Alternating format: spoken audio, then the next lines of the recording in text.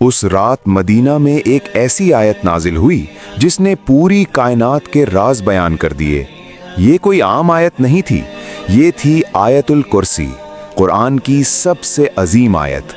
सोचो, एक ऐसा दरवाज़ा जिसके पीछे रूहानी और गैबी दुनिया छुपी हो और आयतुल कुर्सी उस दरवाजे की चाबी हो। इस आयत में अल्लाह की कुदरत, उसका इल्म, उसकी हुकूमत और उसका हमेशा जिंदा रहना बयान होता है।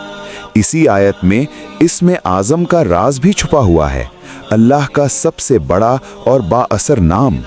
नबी करीम सल्लल्लाहु अलैहि वसल्लम ने फरमाया कि जो शख्स सोने से पहले आयतुल कुर्सी पढ़ता है, अल्लाह उसके लिए सुबह तक एक फरिश्ता मुकर्रर कर देता है जो उसकी हिफाजत करता है। शैतान उसके करीब भी नहीं आ सकता। हज़रत अबू हुरैरा रज़ी अल्लाहु अन्हु का वाक़या मशहूर है। जब ज़कात के माल की हिफाजत के दौरान एक मखलूक बार बार चोरी करने आई। आखिरी रात उसने राज बताया कि आयतुल कुर्सी पढ़ने से शैतान दूर भाग जाता है। नबी करीम सल्लल्लाहु अलैहि वसल्लम ने इस बात की तस्दीक फरमाई और बताया कि वो मखलूक खुद शैतान था। आयतुल कुर्सी में अल्लाह की कुर्सी का जिक्र आता है।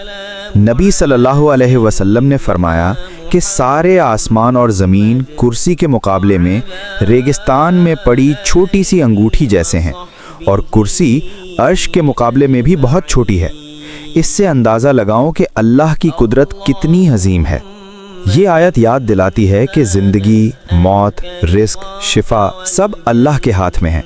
ना डॉक्टर शिफा देता है, ना बॉस रिस्क देता है, सब अल्लाह देता है, सिर्फ उसके हुक्म से। नबी सल्लल्लाहु अलैहि वसल्लम ने फरमाया, जो शख्स हर फर्ज नमाज के बाद आयतुल कुर्सी पढ़ता है, उसके और जन्नत के दरमियान सिर्फ मौत का फासला रह जाता है। आयतुल कुर्सी सिर्फ हिफाजत की आयत नहीं, बल्कि अल्लाह को पहचानने की आयत है। जब इंसान इसको समझकर पढ़ता है तो दिल में सुकून आता है, खौफ निकल जाता है और रूहानी बसीरत खुलने लगती है। अगर हम रोज आयतुल कुर्सी पढ़ें, उस पर गौर करें, तो जिंदगी बदल सकती है।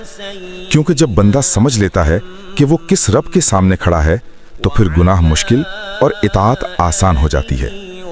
आयतुल कुर्सी पढ़ो, समझ कर पढ़ो और अल्लाह की हिफाजत में आ जाओ।